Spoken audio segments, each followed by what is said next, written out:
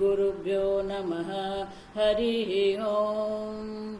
ॐ पार्थाय प्रतिबोधितां भगवता नारायणेन स्वयं व्यासेन ग्रथितां पुराणमुनिना मध्ये महाभारतम् अद्वैतामृतवर्षिणीं भगवतीम् अष्टादशाध्यायिनीम् अम्ब त्वामनुसन्दधामि भगवद्गीते भवद्वेषिणीम्।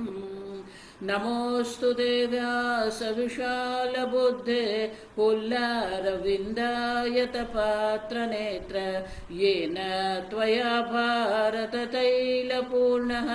प्रज्वालितो ज्ञानमय प्रदीपः प्रपन्नपारिजाताय स्तोत्रवेत्रैकपाणये ज्ञानमुद्राय कृष्णाय गीतामृतदुहे नमः। सर्वोपनिषदो गावः दुग्धा गोपालनन्दनः पार्थो वत्ससुधीर्भोक्ता दुग्धं गीतामृतं महत्। वसुदेवसुतं देवं कंसचाणूरमर्दनं देवकी परमानन्दं कृष्णं वन्दे जगद्गुरुं। भीष्मद्रोण तथा जयद्रथजला गान्धारनीलोत्पला शल्यग्राहवती कृपेण वहनी कर्णेन वेलाकुला। अश्वत्थाम विकर्ण घोरमकरा दुर्योधनावर्तिनी सोत्तीर्णा खलु पाण्डवैरणनदी कैवर्तक केशवः। पाराशर्यवचः सरोजममलं गीतार्थगन्धोत्कटं नानाख्यानककेसरं हरिकथा सम्बोधना बोधितम्। लोके सज्जन षट्पदैरहरः पेपीयमानं मुदा भूयाद्भारत पंकजं कलिमल प्रध्वंसिन श्रेयसे। मूकं करोति वाचालं पंगुं लङ्घयते गिरिं यत्कृपातमहं वन्दे परमानन्दमाधवं। यं ब्रह्मा वरुणेन्द्ररुद्रमरुतः स्तुन्वन्ति दिव्यैस्तवैः वेदैः साङ्गपदः क्रमोपनिषदैः गायन्ति यं सामगाः। ध्यानावस्थिततद्गतेन मनसा पश्यन्ति यं योगिनः यस्यान्तन्न विदुः सुरासुरगणाः देवाय तस्मै नमः। ॐ सहना भवतु सहनौ भुनक्तु सह वीर्यं करवावहै तेजस्विनावधीतमस्तु मा विद्विषावहै। ओम शांति शांति शांति।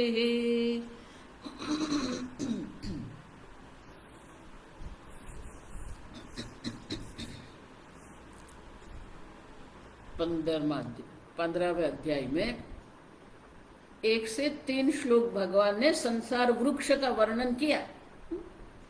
और वो संसार वृक्ष जो है, वृक्ष क्यों है? वृश्चनात् वृक्ष है, मूल समूल उसका छेद करना पड़ता है। आप देखो, और इसीलिए भगवान कहते हैं असंग शस्त्रेण दृढ़ेन छित्त्वा। अब देखो, अगर ये संसार वृक्ष से मुक्ति की इच्छा है तो पहले तो क्या करना पड़ेगा? असंग शस्त्रेण वैराग्य। वैराग्य से ही ब्रह्म विचार संभव है। अब समझो, तो वैराग्य मात्र से कुछ नहीं होगा। आगे चौथे श्लोक में भगवान कहते हैं, चौथा, पांचवा और छठा, ये 3 श्लोक में भगवान ये ब्रह्म विचार जो है, कौन ब्रह्म विचार, ब्रह्म विचार का अधिकारी कौन है, ब्रह्म विचार कैसे करना है, आप देखिए। और वो ब्रह्म का स्वरूप क्या है, ब्रह्म का स्वरूप क्या है माने विषय क्या है, उनका अधिकारी कौन है, और किस प्रकार से ब्रह्म विचार करना है। अब देखिए, तो तीनों यहां दर्शाते हैं। तो पहले कहते हैं ब्रह्म विचार करना क्या है, ततः पदम तत्परिमार्गितव्यम अस्मिन् गता न निवर्तन्ति भूयः। तत्पदम ततः, ततः माने एक बार ये संसार से वैराग्य हो गया, उनके बाद करना क्या है, परिमार्गितव्यम, परितः पूर्णतः योग्यतः सुचारु रूप से परिमार्गितव्यम, ब्रह्म विचार करना है, ब्रह्म चिंतन करना है। हम आगे देख के गए कि शास्त्र श्रवण बाद श्रवण मनन निधिध्यासन, तो श्रवण करते करते मनन भी हमें करना ही है। मनन करने के बाद वो शास्त्र चिंतन जो है आत्मचिंतन करना है, आत्मसंस्थम मन कृत्वा न किंचिदपि चिंतयेत। और इसलिए भगवान कहते हैं कि एक बार वैराग्य हो गया, वैराग्य के बाद परिमार्गितव्यम विचारितव्यम, अब वो ब्रह्म चिंतन करना है। और वो ब्रह्म है क्या, यस्मिन् गता न निवर्तन्ति भूयः, भूयः पुनः, एक बार ये ब्रह्म पद प्राप्त हो गया, पुनः आने की कोई संभावना नहीं है, न निवर्तन्ते। अब तमेव चाद्यम पुरुषम प्रपद्ये, अब वो पुरुष जो है आद्यम पुरुषम, सर्व का कारण होते हुए भी जो किसी का भी कारण नहीं है, वो पुरुष जो है यतः प्रवृत्ति प्रसूता पुराणी, पुराणी अनादि काल से ये जो सृष्टि जो है वो प्रवृत्ति ही मानी सृष्टि, प्रसूता मानी ये सृष्टि होती रहती है। आप देखिए ये सृष्टि का जन्म अनादि काल से, ये सृष्टि का जन्म वो पुरुष से होता रहता है। जो पुरुष जो है प्रपद्ये, वो पुरुष के शरण में जाना है हमें। हम लोग धन के शरण में रहते हैं, घर के शरण में रहते हैं, आप समझो। भगवान कहते हैं वो जो आद्य पुरुष जो है प्रपद्य अर्जुन, तू आद्य पुरुष के शरण में जा। आद्यम पुरुषम प्रपद्ये, अब मैं वो आद्य पुरुष के शरण में हूं, जिससे ये संपूर्ण सृष्टि की उत्पत्ति हुई है। और वो सृष्टि एक दो नहीं, पुरानी, पुरानी माने कि अनादिकाल से ये सृष्टि चक्र जो है वो प्रवृत्त है, जिससे ये सृष्टि उत्पत्ति हुई है, वो पुरुष के शरण में मैं जाऊं। अब जिसका चिंतन करना है उसके शरण में ही रहना है हमें, आप समझो। अन्य कोई शरणागति हम देख के गए, वो ईश्वर की ही शरणागति है। लेकिन ये ब्रह्म चिंतन कौन कर सकता है, निर्माण मोहाद, एक श्लोक में भगवान सब दर्शा देते हैं। दूसरे अध्याय में भी एक ही श्लोक में भगवान ने ये निरूपण किया था अधिकारित्व। फिर 13वें अध्याय में 20 मूल्य दर्शाए, 16वें अध्याय में अगन दैव पुनः दैव संपत्ति भगवान दर्शाए। यहां संक्षेप में कहते हैं निर्माण मोहा, अब देखो जिसके अंदर से ये मान और मोह की निवृत्ति हो गई, निर्गता मान मोह, निर्गत मान मोह यस्मात्, जिससे ये मान और मोह की निवृत्ति हो गई। जित संग दोष, आसक्ति रूपी दोष पर जिसने विजय प्राप्त कर लिया है। अध्यात्म नित्य, जो आत्मचिंतन में नित्य निरंतर आत्मचिंतन में व्यस्त रहते हैं। विनिवृत्त कामाः, सर्व प्रकार की इच्छाओं से अपने आप को क्या करते हैं, निवृत्त कर दिया है। मन में अनेक प्रकार की इच्छा है, आप समझो, लेकिन विनिवृत्त कामाः माने कि जो भी मन में इच्छा प्रवृत्त होती है वो इच्छा से उन्हें कोई लेना देना नहीं है, इच्छा की पूर्ति करने की कोई उसे इच्छा नहीं। अब देखो, आप समझो, विनिवृत्त कामा माने कि ये सब कामनाओं से वो मुक्त हो गया है, विमुख हो गया है। द्वंद्वैर विमुक्ता, देखो पुनः पुनः आता ही रहेगा। सर्व प्रकार के द्वंद्व से वो मुक्त है, माने कि सुख दुख संग नहीं, सुख दुख नाम के जो ये द्वंद्व है वो द्वंद्व से अपने को मुक्त कर दिया है, माने कि महाराज श्री बहुत सुंदर कहता। अब देखो वाटर प्रूफ घड़ी आती है, बुलेट प्रूफ जैकेट आते हैं, आप समझो। अब देखिए उसी प्रकार से हमें भी क्या होना है, आप देखिए द्वंद्व विमुक्त, ये द्वंद्व से हमें असंग हो जाना है, द्वंद्व प्रूफ हो जाना है हमें, आते रहेंगे। अब चलो निंदा स्तुति सुख दुख मान अपमान शत्रु मित्र ये सब जीवन में होता रहेगा, ये सबसे हम प्रूफ हो जाए, दुख प्रूफ होना है हमें। अब समझो जिसका व्यक्तित्व ऐसा है, निर्माण मोहा जित संग दोषा अध्यात्म नित्या विनिवृत्त कामा, कामना की इच्छा की पूर्ति की कोई उन्हें इच्छा ही नहीं है। द्वंद्व विमो सुख दुख संज्ञ ही द्वंद्व ही विमुक्ता गच्छन्ति अमूढ़ा पदम अव्ययं तथा, वो जो है अब देखो अमूढ़ा किसी प्रकार से कोई मोह में पड़ते नहीं है, मोह वैचित्य, जो जैसा है वैसा ही जो समझता है वो निर्मोह। हम वस्तु जैसे वैसे देखते ही नहीं है। आप सब निर्मोहा माने कि उनके पास सम्यक दृष्टि है, सुचारू रूप से सबको वो जानता है और सबसे वो मुक्त भी है। उसको क्या होता है, वो अव्यय पद की प्राप्ति उनको अवश्य होती है। लेकिन वो अव्यय पद क्या है, न तद्भासयते सूर्य न शशांको न पावकः यद्गत्वा न निवर्तन्ते तद्धाम परमं मम। ये मेरा धाम है, धाम मानी स्वप्रकाश चैतन्य स्वरूप है। धाम मानी कोई लोक नहीं, अक्षरधाम है कैलाश धाम है। अब धाम शब्द का अर्थ ही क्या होता है, जो स्वतः सिद्ध स्वप्रकाश चैतन्य स्वरूप है। और वो चैतन्य क्या है, न तद्भासयते सूर्य, सूर्य भी वहां प्रकाशित नहीं होता है, शशांक चंद्र वहां प्रकाशित नहीं होता है, न पावक जो संपूर्ण जगत को पावन करना जो है वो अग्नि भी वहां प्रकाशित नहीं होता है। और जिस धाम को जिस आत्म चैतन्य को एक बार यद्गत्वा न निवर्तन्ते, अब वो परम धाम एक बार प्राप्त कर लिया पुनः उससे निवृत्ति होती नहीं है। अब देखिए पुनः आना है ही नहीं। अब देखिए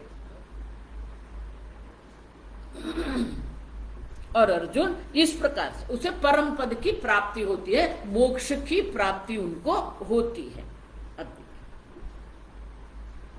अब भगवान ये 7वें श्लोक से 11वें श्लोक तक जो है ये जीव स्वरूप जो ब्रह्म है, जो आप है, वो जीव स्वरूप ब्रह्म का यहाँ हमें चिंतन कराते हैं। ममैवांशो जीवलोके जीवभूत सनातनः मनश्चेष्टानि इंद्रियाणि प्रकृतिस्थानि कर्षति। ये जीव जो है, जीव स्वरूप जो ब्रह्म जो है, अगर ये ज्ञान परम पद की प्राप्ति नहीं हुई, ये परम धाम की अगर उनको प्राप्ति नहीं होती है, तो फिर उनकी क्या हालत होती है। आप ये जीव जो है वो मैं ही हूं। आप देखो मम एव अंशः जीवलोके, ये मनुष्य लोक में ये जीव जो है वो मेरा ही अंश है। देखो ये द्वैतवादी यहाँ कूद पड़ते हैं। हाँ देखो भगवान ने कहा ना जीव अंश है, क्यों आगे दर्शन कीजिए।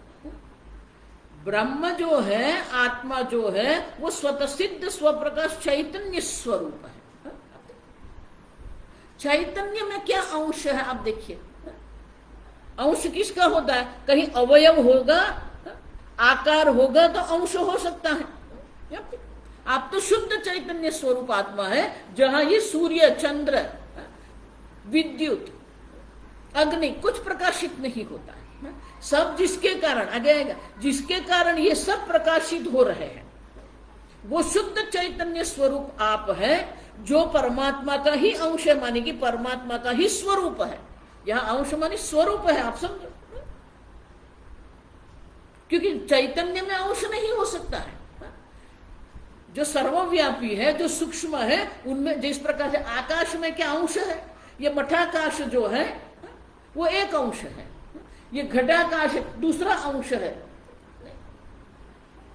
सर्वव्यापी आकाश में उनका अंश नहीं होता है। उसी प्रकार से यहां पर भी मम अंश करके भगवान कहते हैं ये मेरा ही स्वरूप है। और ये जीव स्वरूप जो मेरा स्वरूप है वो क्या है, सनातन है, काल में भी वो नित्य है। आप देखिए,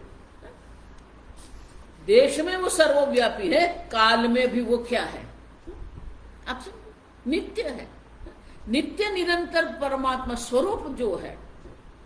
लेकिन अगर ये स्वरूप का ज्ञान नहीं है तो क्या होगा, मनश्ष्ठानि इंद्रियाणि प्रकृतिस्थानि कर्षति। अब ये जो प्रकृति जो है, प्रकृति स्थानी, प्रकृति में रहने वाली जो इंद्रियां जो है वो इन षष्ठान इंद्रियाणि, 5 ज्ञानेन्द्रियां और एक मन, ये 6 इंद्रियां जो है उनको अपनी ओर वो खींचता है। मृत्यु समय में क्या होता है, उनकी गति कैसे होती है, वो भगवान यहां दर्शाते हैं। अगर ये परम धाम की प्राप्ति हमने नहीं की है तो ये जीव जो है, जीव की गति आगति होती है। अब जब मृत्यु समय होता है तब क्या होता है, सर्व इंद्रियों को अपनी ओर वो खींच लेता है। फिर शरीरम यदवाप्नोति यच्चापि उत्क्रामत ईश्वरः गृहीत्वैतानि संयाति वायुर्गन्धान् इव आशयात्। अब ये शरीर छोड़ के क्या करता है, शरीरम यदवाप्नोति, अब यच्च अपि उत्क्रामति, ये शरीर से उत्क्रमण ये कर देता है, ये शरीर को छोड़ देता है। आप देखो, और नए शरीर को यदवाप्नोति, नए शरीर को वो धारण करता है। लेकिन जब वो नए शरीर को धारण करता है तो साथ में क्या होता है, गृहीत्वैतानि संयाति। अब देखो, जो जो मन इंद्रियों में जो जो ग्रहण किया है, जो संस्कार पड़े हुए हैं, वो संस्कार के साथ ही वो नए शरीर में जाते हैं। अब देखिए, जिस प्रकार से वायु जिस आशय में रहता है, वो आशय में जो भी गंध है, अब देखो, तो वायु जब वहां से, अब देखो, वहां से गमन करता है तो वो आशय जो है, जो पुष्प है या कुछ भी है, अब देखिए, तो वो उनकी जो गंध जो है वो गंध अपने साथ लेके जाता है। उसी प्रकार से ये शरीर में जो संस्कार जो है, जो भोग है, जो वासना है, सब अपने साथ लेके जाता है। और उतना ही नहीं, श्रोत्रम चक्षुस्पर्शनं च रसनं घ्राणमेव च अधिष्ठाय मनश्चायं विषयानुपसेवते। और नए शरीर में जाके भी क्या करता है, जो यहां कर रहा है, श्रोत्र चक्षु, 5 इंद्रियों ज्ञानेन्द्रिय जो है, 5 ज्ञानेन्द्रियों और मन, अधिष्ठाय मनश्चायं विषयानुपसेवते। वही न नए शरीर में रहकर मन से मन और 5 ज्ञानेन्द्रियों के द्वारा अनेक प्रकार के विषय का वो अनुभव करता है। लेकिन वो जीव का स्वरूप क्या है, ये शरीर में यहां रहता है, ये शरीर से उत्क्रमण करता है, नया शरीर वो धारण करता है, नए शरीर में अनेक प्रकार के विषय का भोग कर रहा है। अब देखिए, भगवान बहुत सुंदर कहते हैं, श्लोक है ना, बहुत सूक्ष्म, बहुत सुंदर। अब देखिए, उत्क्रामंतम स्थितम वापि भुंजानम वा गुणान्वितम विमूढ़ानानुपश्यन्ति पश्यन्ति ज्ञान चक्षुषः। अब 13वें अध्याय में हम देखिए, ये ज्ञान चक्षु है। जिसने ये आत्मा तत्व को जान लिया है ज्ञान चक्षु के द्वारा, वो ये समझता है कि उत्क्रमण करने वाला जो है, उत्क्रामंतम स्थितम वापि, उत्क्रमण करने वाला जो है, एक शरीर में स्थित हुआ जो है, भोग करता जो है, अनेक प्रकार के गुण से, अब देखिए, गुणान्वितम मान लीजिए, गुणों से युक्त होकर अनेक प्रकार के जो भोग कर रहा है, वो है कौन? एक अद्वितीय चैतन्य स्वरूप आत्मा मात्र है। भले ये शरीर छोड़ के जा रहा है, भले वो नए शरीर में रहता है, भले वो नए शरीर में भोग कर रहा है, लेकिन वो सब करने वाला जो वे कौन है? एक अद्वितीय आत्मा तत्व है। अब विमूढ़ा नानुपश्यन्ति, विमूढ़ा जो ये भोग में आसक्त है, जो ये शरीर में आसक्त है, वो ये दर्शन नहीं कर, अनुपश्यन्ति। शास्त्र श्रवण के बाद भी उनको वो ज्ञान नहीं होता है, लेकिन जिसने ये ज्ञान चक्षु प्राप्त कर लिया है वो ये जानते हैं कि आत्मा ही ये अनेक प्रकार से अभिव्यक्त हो रहा है। उत्क्रमण कर रहे हैं वो भी आत्मा है, नए शरीर धारण करने वाले वो भी आत्मा ही। अब अनेक प्रकार से जो अभिव्यक्त हो रहा है वो तो आत्मा ही है। और इसीलिए लेकिन ज्ञान चक्षु जिसके पास है उनको यह आत्मा का दर्शन होता है, और एक बार जिसको आत्मा का दर्शन हो गया फिर उसे पुनरावर्तन उनका नहीं होता है। अब तो बोले आप क्यों कहते हो कि विमूढ़ जो मोहित हुए हैं वो ये दर्शन नहीं कर सकते हैं? तो दर्शन नहीं होने का कारण क्या है? तो भगवान यहां दर्शाते हैं, यतन्त योगिनश्चैनं पश्यन्ति आत्मनि अवस्थितं यतन्तः अपि अकृतात्मानः नैनं पश्यन्ति अचेतसः अपि। ये आत्मदर्शन ऐसे नहीं होंगे। देखो मैं पुनः पुनः कहती हूं, आपका निश्चय अगर नहीं है, आपका प्रयत्न अगर नहीं है, आपके व्यक्तित्व में आपका किसी पूर्णतः आप देखो संयम नहीं है, तो किसी भी प्रकार से आत्मज्ञान की कोई संभावना नहीं। लेकिन भगवान यहां बहुत सुंदर कहते हैं, यतन्तः अपि। आप देखो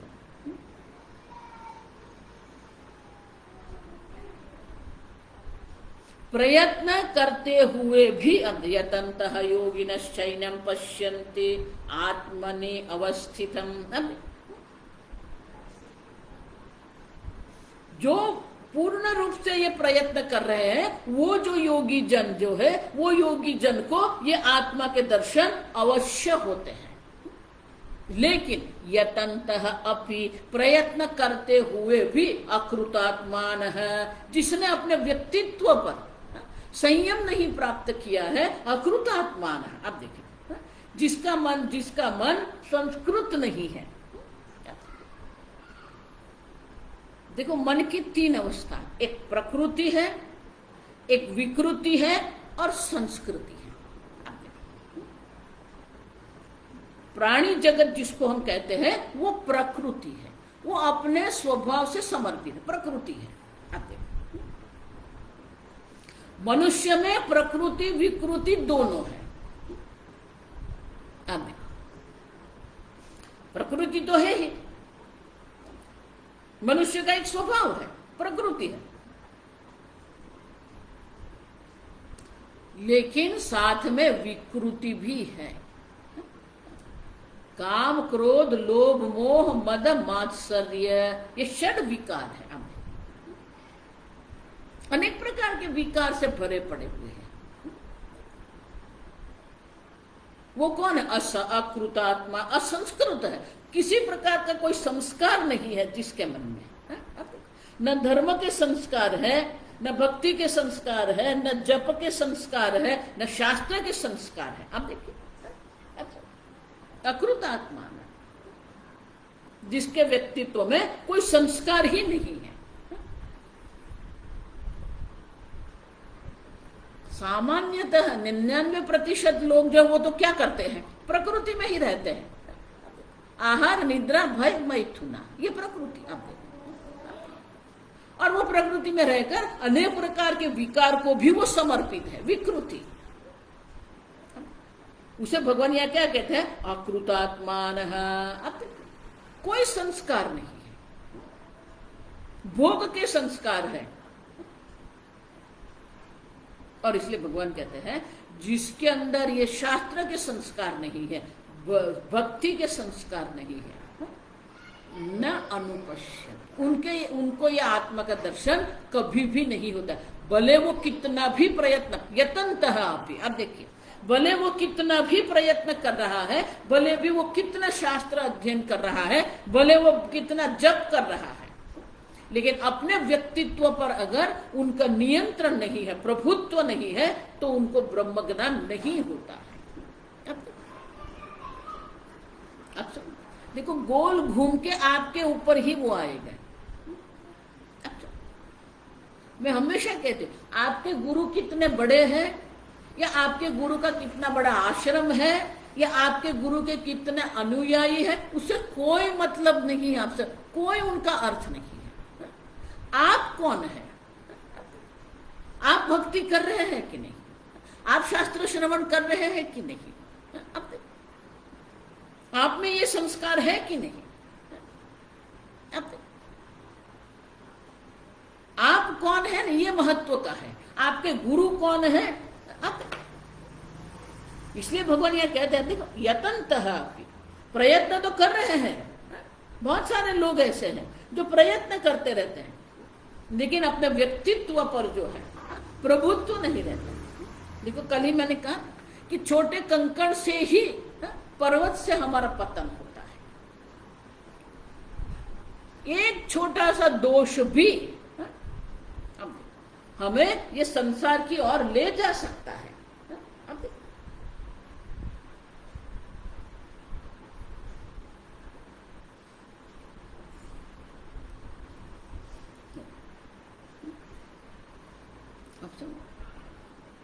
सीधी बात है ना, आत्मा शांत स्वरूप है तो सापेक्ष रूप से आपको भी शांत होना पड़ेगा। आत्मा चैतन्य स्वरूप है, ज्ञान स्वरूप है, तो आपको भी वो ज्ञान में रुचि होनी चाहिए, जड़ता से वैराग्य होना चाहिए। आत्मनित्य आनंद स्वरूप है, तो ये छोटे छोटे सुख दुख है, उससे वैराग्य होना चाहिए।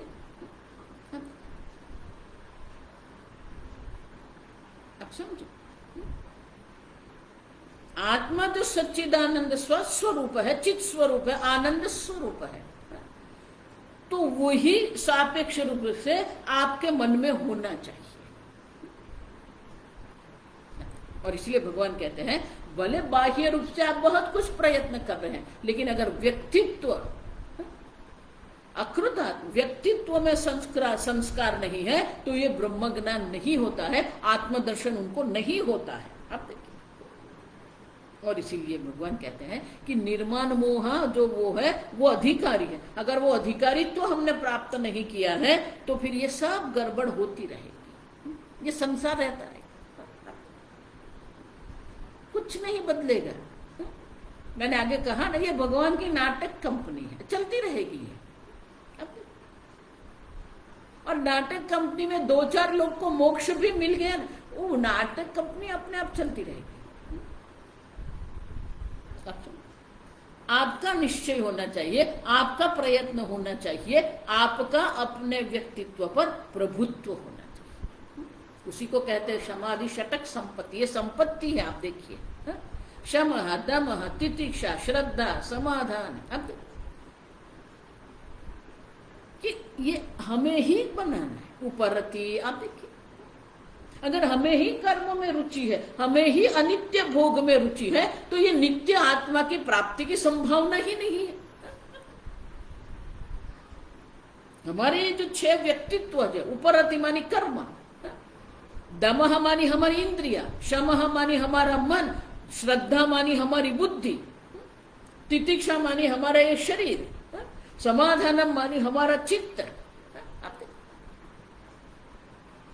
पूर्ण व्यक्तित्व पर संस्कार है, नियंत्रण है, प्रभुत्व है, तो यह ब्रह्म ज्ञान है। लेकिन यह ब्रह्म का स्वरूप क्या है? भगवान बहुत सुंदर कहते हैं। देखो, मैं पुनः ये बात कहती हूँ, वेदांत दर्शन के लिए एक विशेष अवस्था, विशेष देश, विशेष काल की अपेक्षा नहीं है। जिस देश में आप हैं, जिस स्थान पर आप हैं, वहां रहकर भी आप ब्रह्म ज्ञान प्राप्त कर सकते हैं। तो ये ब्रह्म जो है वो क्या है? जीव स्वरूप तो ब्रह्म है ही, जगत स्वरूप भी ब्रह्म ही है। आप देखो, जिस जगत का आप अनुभव कर रहे हैं वो भी ब्रह्म मात्र है। आप देखिए, आप जगत के रूप में भगवान ही अभिव्यक्त हो रहे हैं। हम आगे देख के गए तो भगवान ये संक्षेप में हमें ये 12वें श्लोक से आप देखो 15वें श्लोक तक हमें ये संक्षेप में दर्शाते हैं कि ये जगत जो है वो भगवान की अभिव्यक्ति है। यदादित्य गतं तेजः जगत् भासयते अखिलम् यच्चंद्रमसि यच्चाग्नौ तत्तेजो विद्धि मामकम्। अब देखो अर्जुन, ये सूर्य में जो प्रकाश जो है, तेज जो है, जिसके द्वारा ये संपूर्ण विश्व को वो प्रकाशित करता है। जगत भासयते अखिलम्, आदित्य के अंदर आदित्य गतम तेज, आदित्य के अंदर जो तेज है जिसके द्वारा ये संपूर्ण जगत को वो प्रकाशित करता है। यह चंद्रमसी, चंद्र में जो ये तेज है, अग्नि में जो तेज है, तत्तेजो विद्धिमान, वो तेज वो प्रकाश मैं हूं अर्जुन। आप देखिए, उतना ही नहीं, गामाविश्य भूतानि, गाम माने पृथ्वी, पृथ्वी में ही प्रवेश कर कर धारयामि अहम ओजसा, अपने ही बल से संपूर्ण प्राणियों को मैं धारण करता हूं। ये बड़ गुरुत्वाकर्षण का बल है। आप देखिए, पृथ्वी में प्रवेश करके मेरे बल से ही सबको मैं धारण करता हूं। उतना ही नहीं, ये जितनी भी औषधि है, पुष्णामि औषधि सर्वाः सोमो भूत्वा रसात्मकः, चंद्र के रूप में रसात्मक जो मैं हूं, जिसके द्वारा ये रसात्मक चंद्र जो है, रसात्मक चंद्र के रूप के द्वारा ही मैं ये सब औषधि वनस्पतियों का पोषण करता। ये बाह्य जगत हो गया। आप देखिए, सूर्य चंद्र अग्नि का प्रकाश मैं हूं, पृथ्वी पर सबको धारण करने वाला मैं हूं, सर्व वनस्पतियों का पोषण करने वाला मैं हूं। अब ये अध्यात्म, ये आदिभौतिक हो गया। अब देखिए, आदि भौतिक आदि दैविक जगत में हूं अर्जुन। सूर्य जो है वो सूर्य नारायण, जो सूर्य देवता है, चंद्र देवता है, अग्नि देवता है, वो मैं हूं। आध्यात्मिक भी क्या है? अहम वैश्वानरो भूत्वा प्राणिनाम देहमाश्रितः प्राणापानौ समौ कृत्वा पचामि अन्नम चतुर्विधम।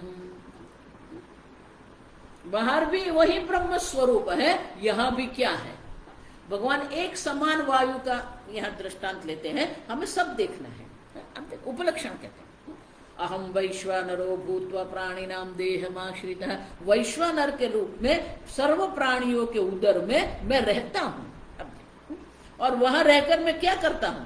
प्राणापान समायुक्त है, प्राण अपान जो वायु है उनको सम करके सम्यक रूप से युक्त होकर 4 प्रकार के भोजन को पाचन में करता। देखो, इसलिए भोजन भी यज्ञ है हमारे लिए, भोजन भी यज्ञ है। आप समझो, वैश्वानर जठराग्नि जो है, वो जठराग्नि में भोजन रूपी आहुति हम देते हैं।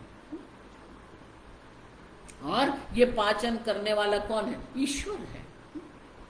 ये विश्व में अत्यंत जटिल रासायनिक क्रिया जो है वो हमारी पाचन क्रिया है। अनेक प्रकार के पाचक रस है, जिसके द्वारा ये अनेक प्रकार के अन्न, 4 प्रकार के अन्न का भगवान क्या करते हैं? पाचन करते हैं। भोजन हम करते हैं। देखो, इसलिए मैं हमेशा कहती हूं, अगर आप ये आपके पंच प्राण को देखते हैं ना, तो कभी अहंकार आपके अंदर नहीं आएगा। आप समझो, एक महात्मा कह के गए, निश्वास है नहीं विश्वास है। अब देखो, श्वास निश्वास है।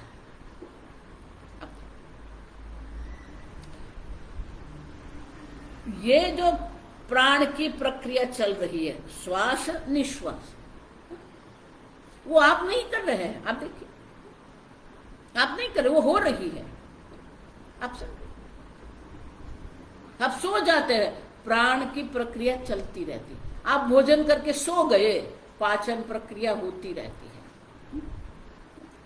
पाचन हो गया, संपूर्ण शरीर में उसको पहुंचाना है।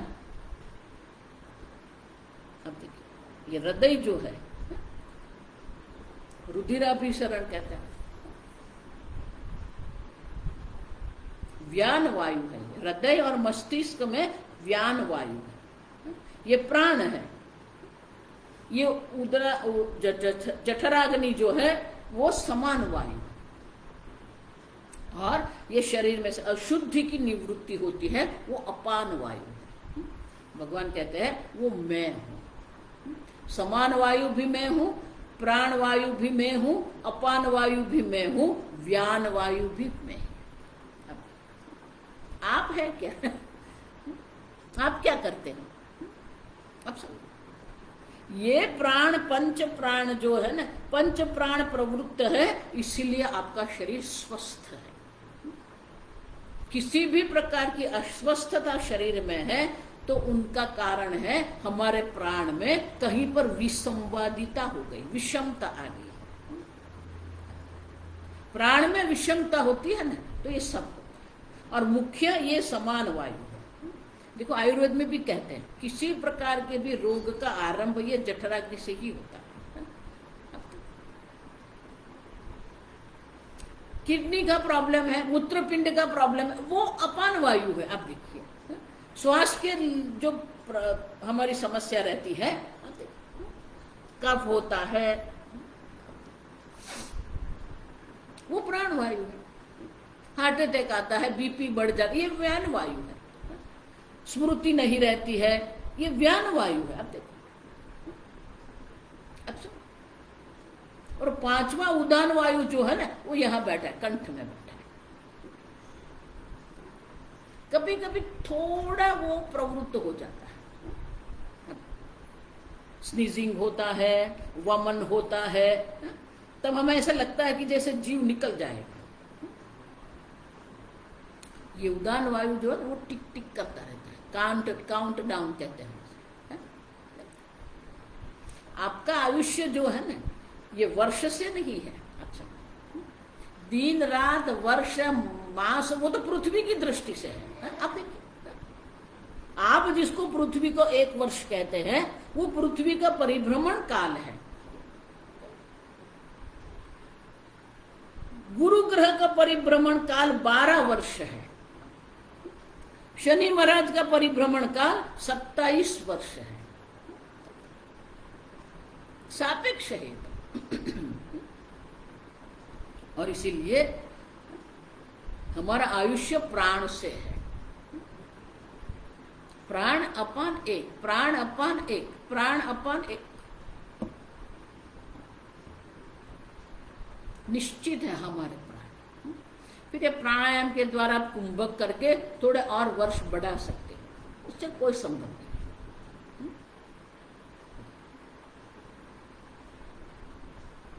तो गिनती कौन कर रहा है? ये उदान वायु कर रहा है। ये उदान वायु ही ऊर्ध्वं गच्छति इति उदान, जो ये जीव को जिस प्रकार से ये पृथ्वी के गुरुत्वाकर्षण बल से मुक्त होकर रॉकेट ऊपर जाता है। अब देखो, उपग्रह को ऊपर रॉकेट ले जाता है। रॉकेट का काम क्या है? ये गुरुत्वाकर्षण बल से मुक्त करना है। उसी प्रकार ये देह में रहकर देह में आसक्ति हो जाती है, और ये जीव को ये उदान वायु क्या करता है? ये शरीर से बाहर निकालता है। और इसीलिए भगवान कहते हैं आध्यात्मिक दृष्टि से देखते हैं तो वो भी मैं ही हूं। आप है कहां पर? बल भगवान है, तेज भगवान है, तप भगवान है, बुद्धि भगवान है, इच्छा भगवान है, अब देखिए धर्म भगवान है, शाश्वत धर्म भगवान है, प्राण भगवान है, अपान भगवान है, व्यान भगवान है, समान भगवान है, उदान भगवान है। आप कहां पर है? आप सब ये भगवान की विभूति है, आप सब उतना ही नहीं, सर्वस्य चाहम हृदि सन्निविष्ट है, सर्व के हृदय में मैं उपलब्ध हो ही रहा हूं।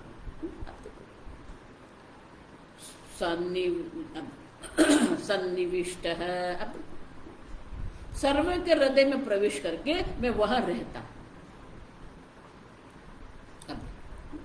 मत्त स्मृति ज्ञानमपोहनं च, मत्त स्मृति, जितनी भी स्मृति है मेरे कारण है, ज्ञान है मेरे कारण है। अब देखिए, अपोहनम भूल जाना, याद नहीं रहता, वो भी भगवान की है, बहुत आवश्यक है, आप समझो।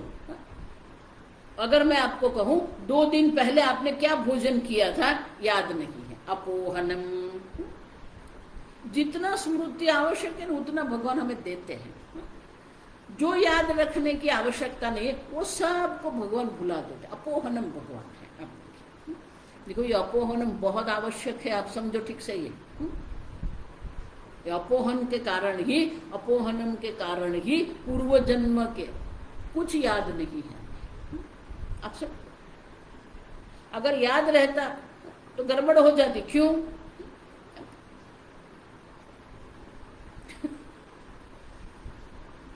बोलना नहीं चाहती लेकिन बोल दूंगी।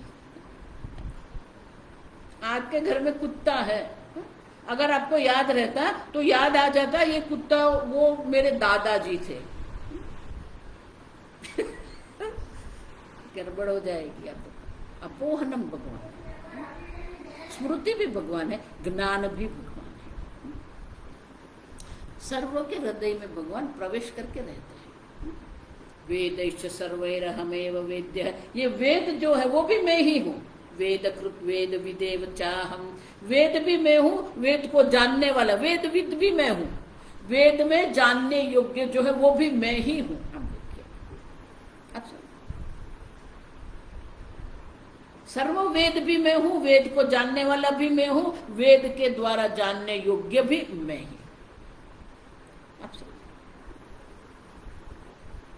और इसलिए भगवान कहते हैं कि ये सब मैं ही हूं। आध्यात्मिक दृष्टि से देखते हैं, आधिभौतिक दृष्टि से देखते हैं, आधिदैविक दृष्टि से देखते हैं, ये सब मैं ही हूं। और वो आप है, आत्मस्वरूप है। आपके आत्मस्वरूप रहकर ही आपके हृदय में प्रवेश करके आपके आत्मस्वरूप परमात्मा ही रहते हैं। आप और परमात्मा दो है ही नहीं। लेकिन अर्जुन, ये जो प्रकृति है भगवान आप बहुत सुंदर कहते हैं, आप देखिए कि ये संपूर्ण जगत रूप जो मैं अभिव्यक्त हो रहा हूं, आध्यात्मिक दृष्टि से, आधिभौतिक दृष्टि से जो अभिव्यक्ति मेरी हो रही है वो कैसी है? क्षरश्चा अद्वाविमौ पुरुषौ लोके क्षरश्चाक्षर एव च, क्षरः सर्वाणि भूतानि कूटस्थोक्षर उच्यते। अब ये संपूर्ण आधिभौतिक आधिदैविक जगत जो है, आध्यात्मिक जगत जो है वो मैं ही हूं। आप देखिए, 2 पुरुष के रूप में, द्वौ इमौ पुरुषौ लोके, ये लोक में 2 पुरुष है, एक क्षर पुरुष है, दूसरा अक्षर पुरुष है। ये सर्व जो अनित्य वस्तु जो है, ये अनित्य जगत जो है वो क्षर है, सर्वाणि भूतानि। और ये सर्वक्षर पुरुष जो है, उनका जो कारण जो प्रकृति जो है, जो कूटस्थ जो अक्षर है, वो भी मैं ही हूं। कार्य रूप जो सर्वभूत जो है वो भी मैं ही हूं, कारण रूप जो अक्षर प्रकृति जो है वो अक्षर पुरुष भी मैं ही। क्षर भी मैं हूं, अक्षर भी मैं हूं, कार्य भी मैं हूं, कारण भी मैं ही हूं। लेकिन मेरा स्वरूप क्या है? उत्तम पुरुषस्तु अन्य है परमात्मा इति उदाहृतम। ये दोनों से अन्य, क्षर अक्षर से पर उत्तम पुरुष जो है, जिसको परमात्मा कहते हैं, वो भी मैं ही। परम मानी देश काल वस्तुतः अपरिच्छिन्न आत्मा जो है वो भी मैं ही हूं। क्षर भी क्षर जो अभिव्यक्त जगत है वो भी मैं हूं, अव्यक्त जो अक्षर जगत है वो अक्षर पुरुष है वो भी मैं हूं। लेकिन ये दोनों से पर अन्य जो उत्तम पुरुष है, जो मेरा स्वरूप है, और वो स्वरूप क्या है? यह लोकत्रयमाविश्य विवर्ति अव्यय है ईश्वर है। तीनों लोक में व्याप्त होकर ये तीनों लोक को धारण करने वाला मैं हूं। इनका अर्थ क्या हुआ? यक्षरमतीतो हम अक्षरादपि च उत्तम। ये क्षर जगत जो है उससे भी अतीत में हूं। ये जो अक्षर प्रकृति है उससे भी उत्तम में ही। क्षर अक्षर मैं हूं, लेकिन क्षर अक्षर से पर भी मैं ही हूं। अतः अस्मि लोके वेदे च प्रथितः पुरुषोत्तमः। और इसलिए अर्जुन, ये लोक में और वेद में मैं ही प्रसिद्ध पुरुषोत्तम। इसलिए ये श्लोक, ये अध्याय का नाम पुरुषोत्तम है। पुरुषोत्तम, ये जगत में, ये वेद में, ये लोक में पुरुषोत्तम रूप से ही मैं प्रसिद्ध हूं। लेकिन ये पुरुषोत्तम को कौन जान सकता है? यो मामेव सम्मूढ़ जानाति पुरुषोत्तमम। जो असम्मूढ़ है, शरीर की दृष्टि से, जगत की दृष्टि से कहीं पर भी कोई मोहित नहीं होता है, वो अवश्य मेरे ये पुरुषोत्तम स्वरूप को आत्म स्वरूप से जान लेता है। स सर्वविद भजति माम सर्वभावेन भारत। एक बार आत्म स्वरूप पुरुषोत्तम को जान लिया, फिर वो सर्वकाल मेरा ही भजन करते रहते हैं, मेरा ही चिंतन करते रहते हैं, सर्वभावेन, सर्व प्रकार से। अगर वो कर्म कर रहे हैं तो वहां भी वो ईश्वर का चिंतन ही है। अब देखिए, इसलिए शंकराचार्य सर्वभावेन महत्व का आप समझो। और वो कौन है? सर्वविद, सर्वविद, सर्वज्ञ है। वो सर्व जानता है कि ये सर्व परमात्मा मात्र है, और इसीलिए वो सर्वज्ञ जो है, सर्वभावेन भजति माम। अर्जुन, ये सर्व भाव से मेरा ही भजन करते रहे, सर्व प्रकार से उसे मेरी ही प्राप्ति होती है। भजगोविंद में शंकराचार्य जी कहते हैं, योगरतो वा भोगरतो वा संगरतो वा संग विहीन यस्य ब्रह्मणि रमते चित्त। सर्व योग में स्थित है, माने ध्यान कर रहा है, भोग में माने अनेक प्रकार की प्रवृत्ति में पड़ा हुआ है, अनेक प्रकार का भोग कर रहा है, संगरतो वा अनेक प्रकार के लोगों के संग में रहता है, संगरहित एकांत में वो रहता है किसी प्रकार से भी, लेकिन उनका चित्त जो है वो क्या है? ब्रह्मणि रमते चित्तम। वो ब्रह्म में ही रमण करता है। क्षर पुरुष के रूप में भी मेरा चिंतन करता है, अक्षर पुरुष के रूप में भी मेरा चिंतन करता है। ये दोनों से पर जो पुरुषोत्तम है, पुरुषोत्तम के रूप में भी वो मेरा ही चिंतन करता रहता है, और इसलिए जो सर्वज्ञ परमात्मा को प्राप्त कर लेता है।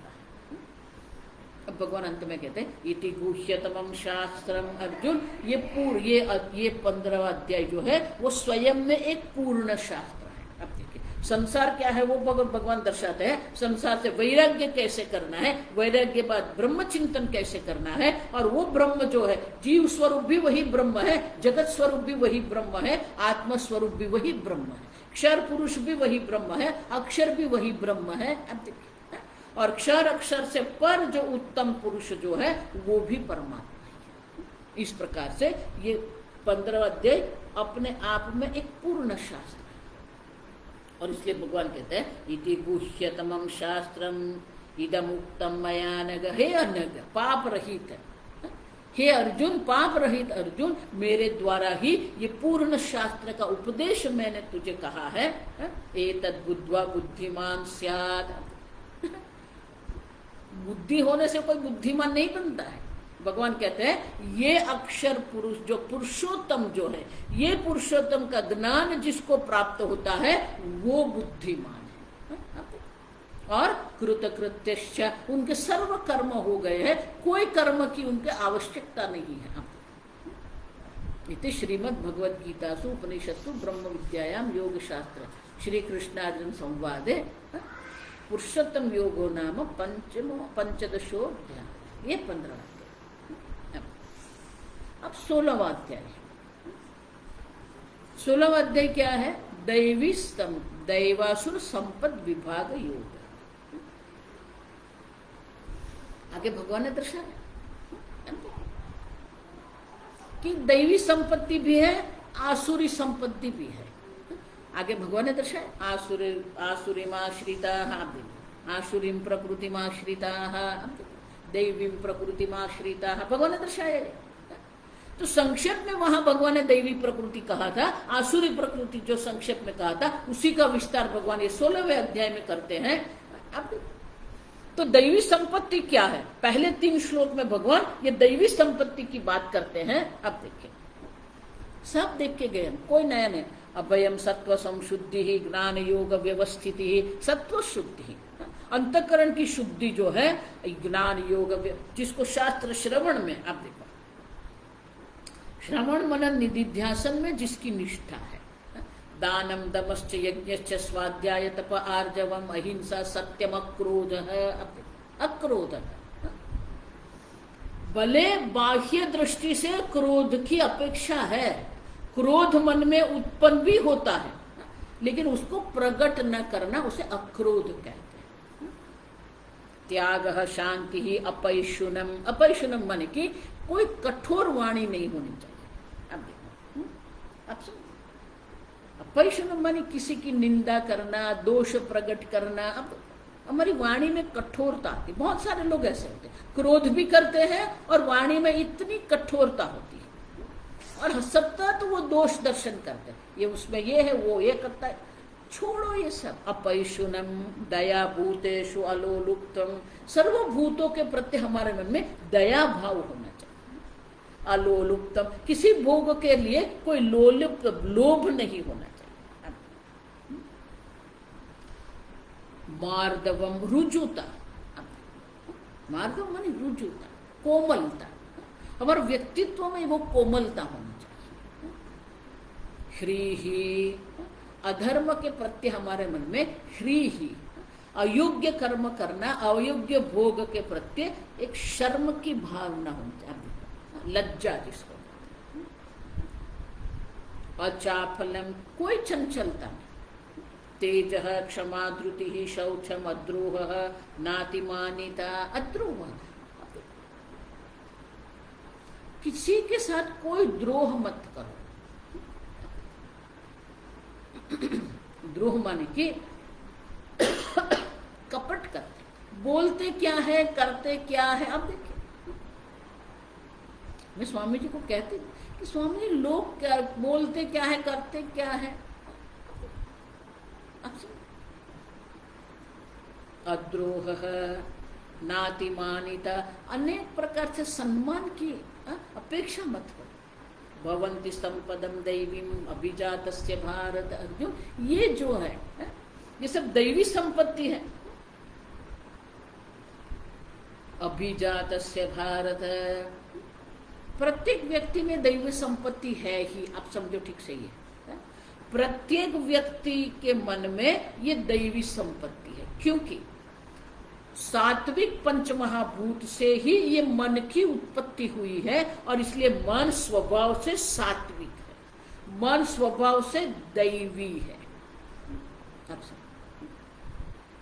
लेकिन हमारे संस्कार, हमारी इच्छा, हमारी विकृति, हमें देख के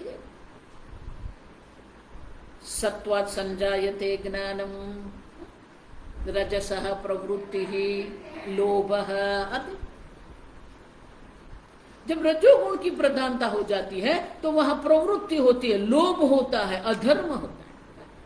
तमोगुण की प्रधानता हो जाती है तो वहां प्रमाद है, आलस्य है, निद्रा है। निद्रा माने बुद्धि चिंतन ही नहीं करती। बहुत सारा शास्त्र श्रवण करते हैं, लेकिन अपने आप में बैठकर चिंतन करने को बोलते हैं ना, तो वो नहीं कर सकते हैं। आप देखिए, ये तमोगुण की प्रधानता। और इसीलिए जब मन में, सात्विक मन में जब रजोगुण और तमोगुण की अशुद्धि आ जाती है, तब ये आसुरी प्रकृति बनती है। अब देखिए, आसुरी राक्षसीम चैव, देखो 2 प्रकार की प्रकृति। एक आसुरी प्रकृति है।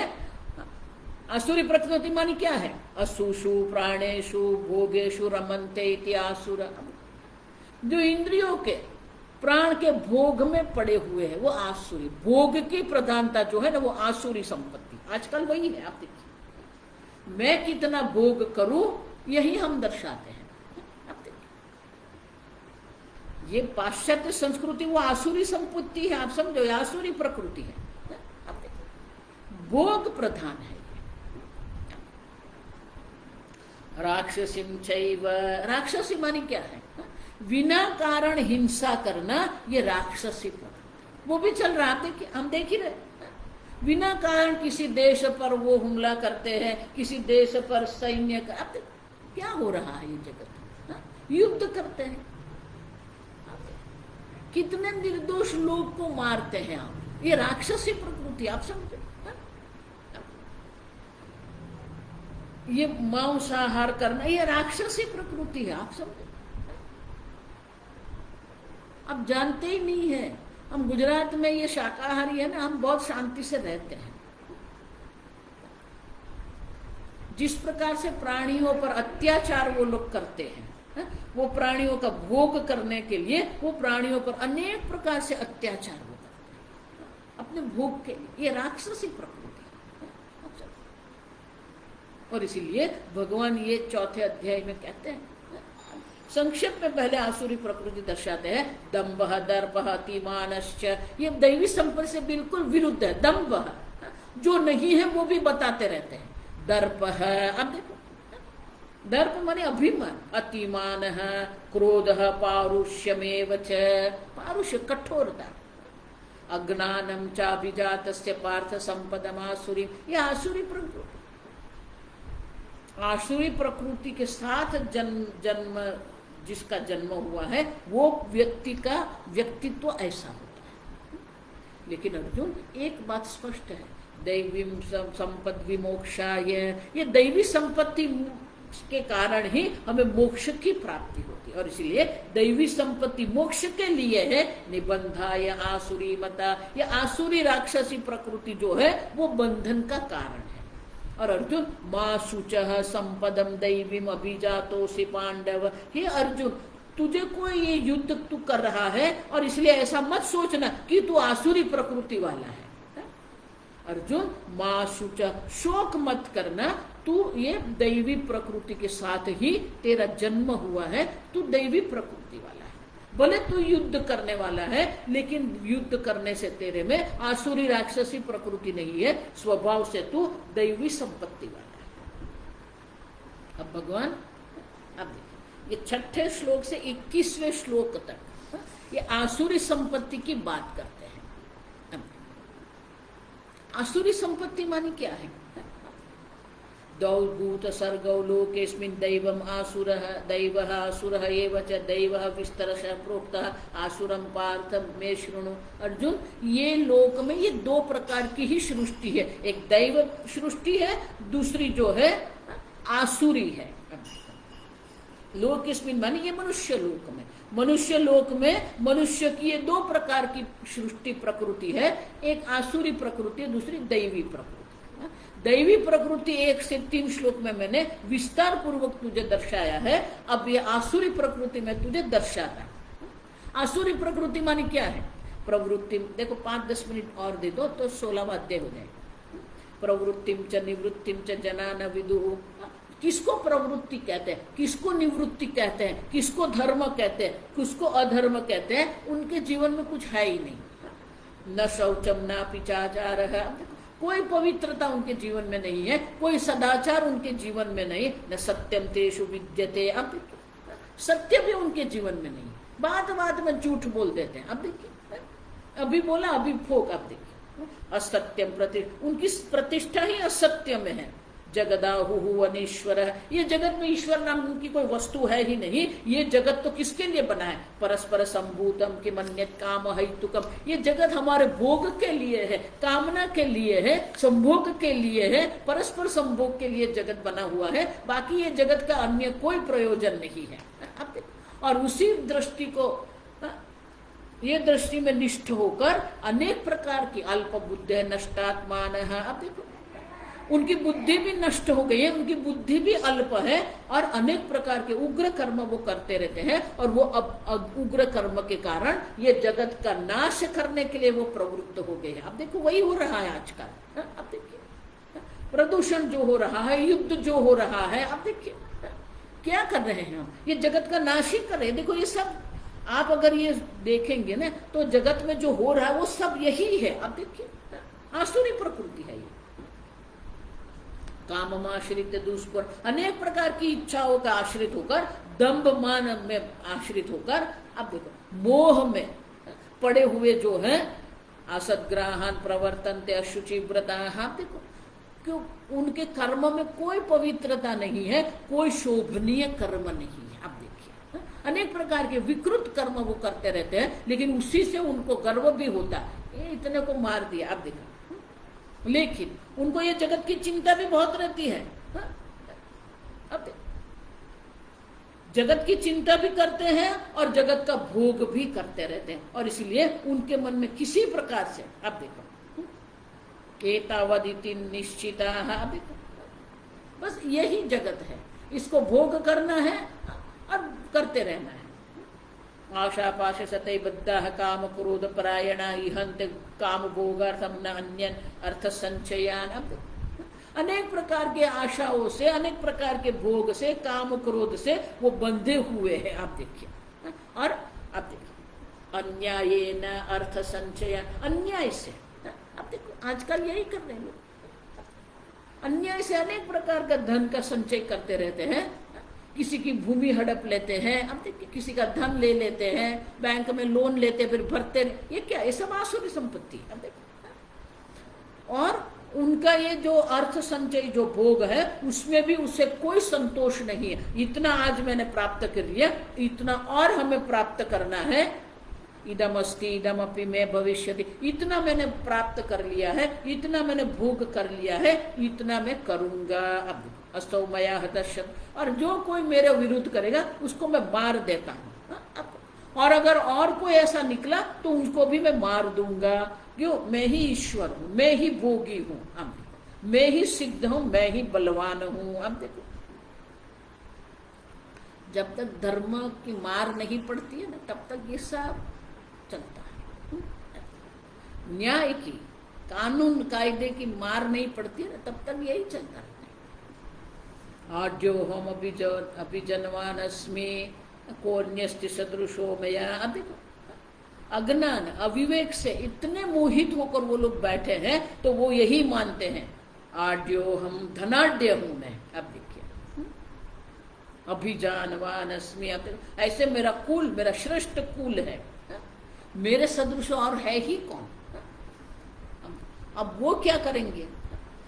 अधर्म से धन संचय करते हैं, अधर्म से भोग कर रहे हैं, फिर यक्ष, फिर वही अधर्म से प्राप्त धन से वो अनेक प्रकार के यज्ञ, मैं यज्ञ करूंगा, मैं दान करूंगा, मैं ये बनाऊंगा। आप देखिए अनेक चित्त विभ्रांता मोहजाल समावृत प्रसक्ता काम भोगेशु पतंति नरकेशु। अर्जुन, इस प्रकार से जो जीवन जी रहे हैं, अनेक प्रकार से उनका चित्त जो भ्रमित हुआ है, उसे नरक की ही प्राप्ति होती है। काम भोग में जो पड़े हुए हैं उसे नरक की ही प्राप्ति होती है। वो क्यों? आत्म संभाविता स्तब्धा धन मान मदान्विता यजन्ते नाम यज्ञ ही। और वो जो भी यज्ञ करते, नाम यज्ञ मानी दिखावे के लिए वो यज्ञ करते, उसे कोई ईश्वर में, यज्ञ में कोई श्रद्धा नहीं, सबको दिखाने के लिए करते हैं ये सब। आप देखो धन मान गर्व से युक्त होकर, आप देखो अपने को श्रेष्ठ मानते हैं और बोलते हैं मेरे जैसा कोई दानवीर नहीं है, मैंने ये स्कूल बनाई, मैंने वो मंदिर बनाया। आप देखो ये सब करते हैं, ऐसा मत मानना। यानी एक संप्रदाय अधर्म पर ही चल रहे हैं। देखो मैं बोलती हूँ तो आपको कटु लगता है, लेकिन मैं कुछ गलत नहीं बोल रही हूँ। ऐसे बहुत सारे संप्रदाय सब अधर्म पर चलते हैं, अधर्म का न्याय। आप देखो काले धन से ही उनका संप्रदाय चलता है। हम देखो बात बड़ी बड़ी धर्म की करते, शास्त्र की करते हैं, लेकिन धन उनका कहां से आता है? अच्छा अनेक प्रकार से अधर्म वहां पर है। दंभेन अविधि पूर्वकम ये कर रहे हैं, इतना दंभ है उन लोगों के मन में, और अविधि पूर्वक कोई विधि है ही नहीं। आप देखो ये यज्ञ क्या, लेकिन यज्ञ में कोई विधि विधान नहीं है। एक बार किसी ने मुझे बुलाया था कहीं पर, बोले माता जी ये हम यज्ञ कर रहे हैं, आप आइए। ठीक है, गए। यज्ञ करना है तो पहले ये भूमि शुद्धि करनी पड़ती है। अब गोबर से उनको लीपन करना पड़ता है। न भूमि शुद्धि थी, न वस्त्र शुद्धि थी, न शरीर की शुद्धि थी, न द्रव्य की शुद्धि। आप देखिए, अब देखिए, मैं वहां गई तो सब चाय नाश्ता कर रहे थे। आप देखो, चाय नाश्ता करके, अगर आप चाय नाश्ता कर रहे हैं तो स्नान करके ही यज्ञ में बैठ सकते हैं। आप समझो ठीक से ही, कुछ नहीं, न शरीर की शुद्धि है, न भूमि की शुद्धि है, न द्रव्य की शुद्धि है। आप देखिए, आप ऐसा मत माना असुर और राक्षस माने कि जिसके ऐसे 2 सिंग होते हैं और 2 ऐसे दांत बाहर निकले हुए हैं, ऐसे नहीं। अविधि पूर्वक दिखावे के लिए सब यज्ञ करते हैं। अहंकारम बलम दर्पम कामम, भगवान एक बार आरंभ करते हैं, वो बोलते रहते हैं ममा परमा पर ममात्म परदेहेषु प्रद्विषंत अभ्यसूयका। प्रत्येक शरीर में अर्जुन में हूं, हृदय सन्निविष्ट। अब देखो, तो सर्व देह में, अब देखो, मैं जो परमात्मा हूं वो परमात्मा का ही वो द्वेष करते हैं। किसी का जब आप अपमान करते हैं तो उनके हृदय में जो परमात्मा है वो परमात्मा का आप अपमान कर रहे हैं। अब देखिए, उतनी नहीं, अभ्यसूय, अत्यंत क्रूर उनके कर्म है। तान हम दुष्यत क्रूरान, और अर्जुन इस प्रकार से जो द्वेष करने वाले आसुर सा राक्षसी प्रकृति वाले जो है, संसारे सुनराधमा, उसको ये नर में अधम लोग जो है उनको मैं संसार में पुनः पुनः क्षिप्र मार दे, अशुभ संसार में उसको मैं पुनः पुनः उनको डालता रहता हूं। अनेक आसुरी योनि में, अनेक अधो योनि में उनका प्रवेश होता रहता है। और उतना ही नहीं, आसुरी योनि में आपन्ना, ये आसुरी योनि को प्राप्त करके मूढ़ा जन्मनि जन्मनि माम प्राप्य कौन्ते यतो यान्ति अधमाम गतिम, एक बार ये आसुरी योनि की प्राप्ति होती है, फिर प्रत्येक जन्म में वही प्राप्ति करते रहते हैं। मेरी प्राप्ति उनको होती ही नहीं है, मोक्ष की प्राप्ति उनको नहीं होती है। ये जन्म में तो उसको मोक्ष की प्राप्ति नहीं है, लेकिन ये शरीर छोड़ने के बाद भी अनेक अधो योनि में उनकी गति होती रहती है, क्योंकि कर्म ही इतने उन्होंने किए हैं कि अनेक प्रकार के अधो योनि की उनको प्राप्ति होती रहती है। और इसलिए अर्जुन एक बात स्पष्ट कर देता हूं, संक्षेप में मैं तुझे दर्शाता हूं, त्रिविधम नरकस्यैदम द्वारम नाशनम आत्मनः, ये आत्मा का नाश करने वाले ये 3 द्वार ही हैं, कामम क्रोधम लोभम च लोभः। अब कामः क्रोधस् तथा लोभः, तस्मादेतत् त्रयं त्यजेत्। अब देखो, और इसलिए अर्जुन ये तीनों का त्याग तू कर दे। काम, क्रोध और लोभ ही सर्व प्रकार के पाप कर्म का कारण है, सर्व प्रकार से हमें आसुरी प्रकृति की ओर ले जाते हैं और हमारे स्वरूप का नाश कर देता है, मनुष्यत्व का नाश करने वाले हैं। एतैहि, और जो एतैहि विमुक्तः कौन्तेय तमोद्वारैहि त्रिभिर्नरः, ये 3 तमोद्वार के जो 3 है। अब देखिए, काम, क्रोध और लोभ, ये जो 3 जो है, अब देखिए, तमोद्वार ये अंधकार के द्वार है, मन की अंधकार की ओर ले जाने वाले हैं। उससे जो मनुष्य मुक्त हो गया है, आचरति आत्मनः श्रेय है, वो अपना कल्याण कर सकता है और उससे परागति की भी प्राप्ति अवश्य होती है। और इसलिए अर्जुन, यह शास्त्रम विधि मुत्सृज्य, ये शास्त्र विधि के अनुसार धर्म का अनुसरण जो नहीं करते हैं, वर्तते काम कारत, अपनी कामनाओं से प्रेरित होकर वो अनेक प्रकार के अधर्म के कर्म करते रहे, उससे न तो सिद्धि की प्राप्ति होती है, न सुख की प्राप्ति होती है, न परागति की, मोक्ष की उनको प्राप्ति होती है। यहाँ भी वो दुखी होते रहते हैं, यहाँ से भी उनको अनेक आसुरी योनियों की प्राप्ति होती रहती है। और इसीलिए तस्मात् शास्त्रम ते प्रमाणम कार्य कार्य व्यवस्थित हो। अब देखो, इसलिए अर्जुन, हम मनुष्य जीवन को अगर दैवी प्रकृति के अनुसार अगर हमें मनुष्य जीवन जीना है तो शास्त्र प्रमाण है, शास्त्र अनुसार हमें जीवन व्यतीत करना है। और कार्य क्या करने योग्य है, अकार्य क्या करने योग्य नहीं है, वो हम शास्त्र प्रमाण से जान सकते हैं। और ये शास्त्र विधि उत्सृज्यापित, शास्त्र विधानोक्तम ज्ञात्वा, शास्त्र के विधान को जानकर अर्जुन ये उनके अनुरूप ही कर्म करने को योग्य है। तेरे लिए योग्य यही है, कार्यम कर्तुम अर्हसि, यही कर्म करना तेरे लिए योग्य है। इति श्रीमद्भगवद्गीतासु उपनिषत्सु ब्रह्म विद्यायां योग शास्त्रे श्री कृष्ण अर्जुन संवादे दैवत संपद विभाग योगो नाम षोडशोऽध्यायः। ये हुआ 16वां अध्याय, दैव और आसुरी संपद। लेकिन भगवान ने यहाँ क्या कहा, शास्त्रम विधि विधानोक्त दो है। एक शास्त्र विधि का उत्सृज माने शास्त्र विधि के अनुसार जीवन नहीं जी रहे हैं, वो आसुरी है, वो राक्षसी है। और दूसरे जो है वो शास्त्र विधि के अनुसार जीवन जीते हैं, वो दैवी संपत्ति है, उसे परागति की प्राप्ति अवश्य होती है। तो ये जो भगवान कह रहे हैं उसके आधार पर अर्जुन के मन में प्रश्न उत्पन्न होता है, वो 17वें अध्याय में हम कल देखें।